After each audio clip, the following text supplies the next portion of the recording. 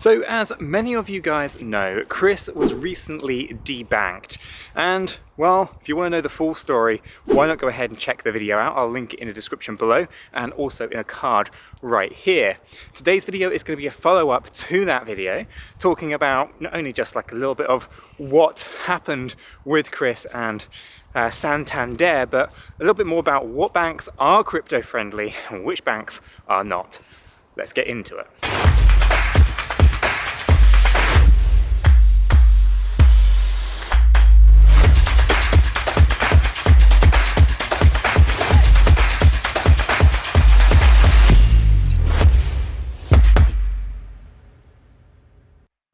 Okay guys, so as you guys probably are aware if you have caught up with that video already, basically Chris was debanked by the Santander Bank. Now this is solely because back in 2020 and 2021 Chris was buying and selling cryptocurrency, as were millions of others around the world and millions if not hundreds of thousands of people in the United Kingdom. And well, Santander wanted to overstep their mark and request way too much information that is beyond what a bank should know. And so, well, check out the video if you want to know more about that detail if you haven't done so already. But it's a big overstep by Santander, and as such, the account will be terminated, assets will be frozen, and all that kind of stuff. So today's video is going to be a bit of a follow-up to that, where we talk about what banks are crypto friendly and which banks are not. And of course, if you don't want to, well, you may wish to kind of move banks in the revelation or on the understanding that maybe your bank at some point in the future is going to come after your crypto in the same way that they went after Chris's. So let's kick this video off with the bad banks. The banks that you're going to want to avoid, that you're going to want to basically shut down if you've got accounts with them, and you're probably going to want to set up some crypto-friendly banks.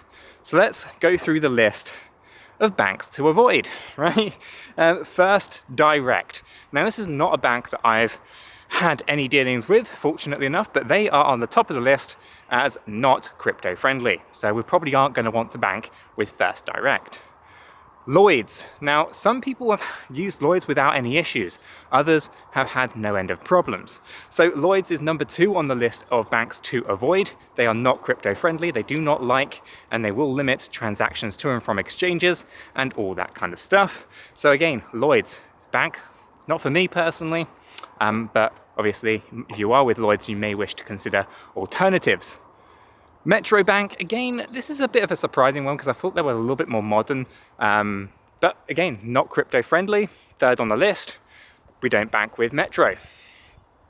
Halifax, not surprising to be honest with you that Halifax is maybe on this list of non-crypto friendly banking. So again, we don't use Halifax for banking purposes when it comes to crypto. You can have all of these accounts with these banks, of course. You just don't want to go near any crypto related transactions, and I think you'll be fine, but Halifax is on the list, so we won't be going there. This might be a shocker for many, specifically since HSBC is such a big bank, specifically in Dubai. Not crypto friendly in the UK, not at all. So again, hit and miss. Some people have said they've not experienced any issues with HSBC. Others have had no end of problems. HSBC is also on the list of banks that is not crypto friendly. So again, we may wish to close those accounts and move our business to more crypto friendly companies. All right, so HSBC, a bit disappointing. I would have thought you would have been better. And of course, the one that needs no introduction based on the video that Chris put together, Santander is on the list of banks that is not crypto friendly. So again, no surprise there. Yeah, they actually had a lot of UK custom. It's a big business to them, I think, in the UK, specifically around mortgages and how they incentivize you to have an account because you have their mortgage account and so forth, you get better rates. So not crypto friendly, we won't be banking with Santander. Avoid Santander at all costs, based on the previous video that Chris put out as well. As you can kind of see, not a crypto friendly bank. Starling Bank, again, for kind of modern day banking, like internet-based banking, no branches, I would have thought they would have been a little bit more advanced. But again, Starling is a big no-no for crypto, so don't go there. Pretty much they will shut your bank accounts down very, very quickly, give you very limited ways of communication, not really a bank account that I've liked using, but I have used them in the past, and I probably won't be going back to Starling anytime soon. Not even if they change a lot of their kind of policies around crypto, but just the customer service generally, in my experience, has been very, very poor. Moving over, a bit disappointing on the next one, to be honest, the cooperative bank. The cooperative bank is not crypto friendly either. Again, I would have thought that Co-op Bank would have been a little bit better, but it's on the list. Not crypto friendly. They don't like you using cryptocurrency exchanges. They don't want you, transacting on crypto and all that kind of stuff. So again, it's one to avoid, unfortunately. A bit disappointed in that one because I'm a big fan of the co-op generally, but yeah, maybe not so much anymore. TSB Bank, again, not one that I've really used or utilized, so it doesn't really affect me. But if you are with TSB, it's not crypto friendly, just like the others you want to avoid. Virgin Money, yeah, I'm not kind of surprised there with that one, to be honest with you. So again, Virgin Money, not so crypto friendly, again, avoid. The one that's the most disappointing for me personally, and it is next on the list, is one that I do use quite a bit. Not for crypto necessarily, but I use it for other kind of banking purposes, specifically with travel and things like that. And we are talking about Wise. Wise, which was also known as TransferWise a few years ago, is a fantastic way of kind of moving money or utilizing different currencies all from one account. It's very disappointing to me that Wise is not crypto friendly. Probably the big shocker of all of the ones on the list is that Wise is not crypto friendly. So unfortunately, we make sure that we don't use Wise for any crypto-based transactions. That means on or off ramps, we cannot use Wise, we should not use Wise, or we put ourselves at risk of being debanked by them. And then finally, one that I've actually never heard of, but anyone who's over in Ireland, Fire over in Ireland. And Firebank, well, unfortunately, is not crypto friendly, and as such, we want to kind of avoid. So those are all of the banks. I'm just checking here just to make sure that I've got that right. Yep, those are the banks to avoid. So all of those banks are basically not crypto friendly. They don't like cryptocurrency exchanges. They want to limit your transactions on and off those exchanges. They don't like receiving transactions from the exchanges. And more often than not, from what experience is that they're going to be questioning where you're sending the money when it comes to onboarding. And if you're like Chris, withdrawing money from the exchanges, again, your accounts get flagged up, and then they want all the transaction-based history, and they want to know the wallet addresses of all your crypto, and they want to know way too much, and a breach of privacy and all that kind of stuff. So those are the banks to avoid, which then obviously begs the question, guys, what are the banks that you want to be banking with that are more open to the future and more open to cryptocurrency? Well, we have that list as well. At the top of the list, Revolut.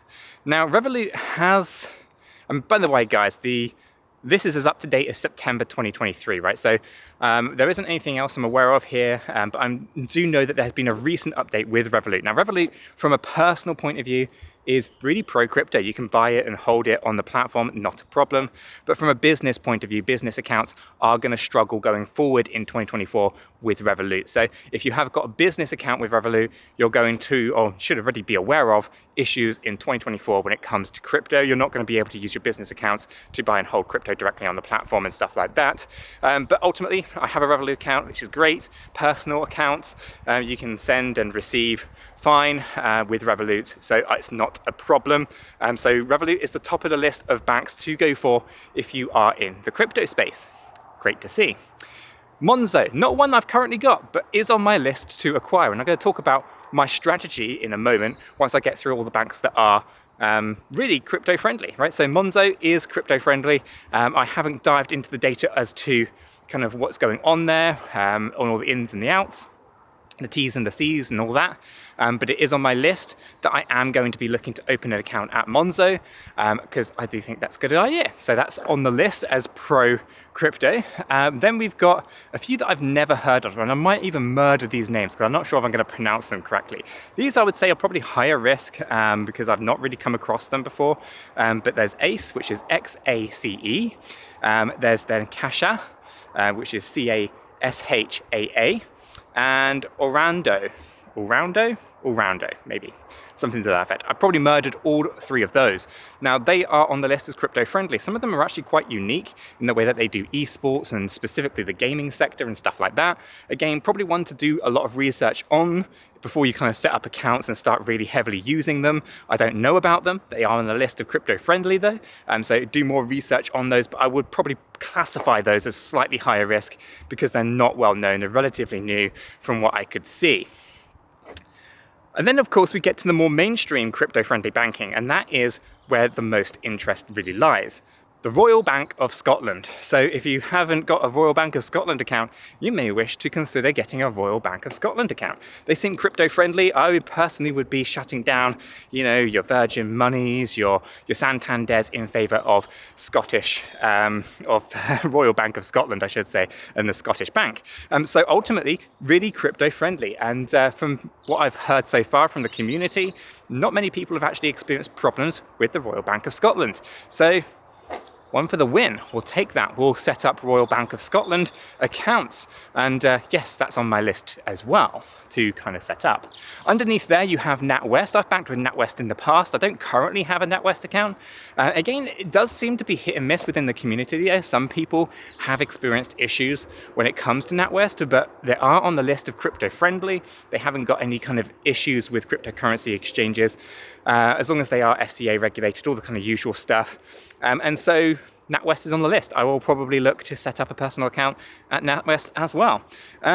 Nationwide, being not a bank actually, but a building society, doesn't surprise me that they are actually crypto-friendly and on the list. Again, I will be setting up a personal account at Nationwide.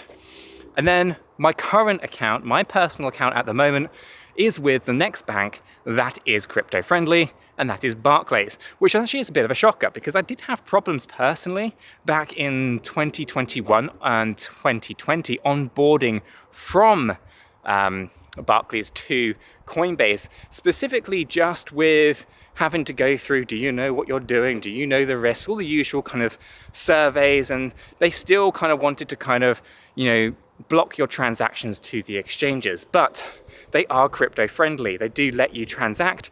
You just kind of have to go and speak to people, say you know what you're doing, all the kind of usual surveys that these bankers want to kind of give you. But they will let you kind of process those transactions, and you can onboard and offboard to them. I am testament to that, as I have got a Barclays account at the moment that I do on and offboard from. So for the most part, Barclays, you're on the list, you're good.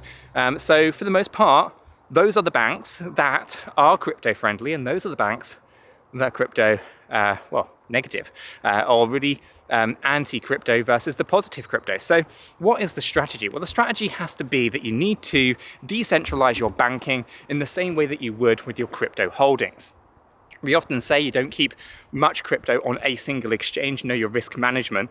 Keep like 10% per exchange, or cold storage wallets such as Ledger and all that. And essentially what that will allow you to do is, if one is compromised, you still have access to the others, right? I talk about this all the time when it comes to even trading. Having as many different exchanges and registering with as many different exchanges as possible is a big positive for making sure that you're setting yourself up for the future.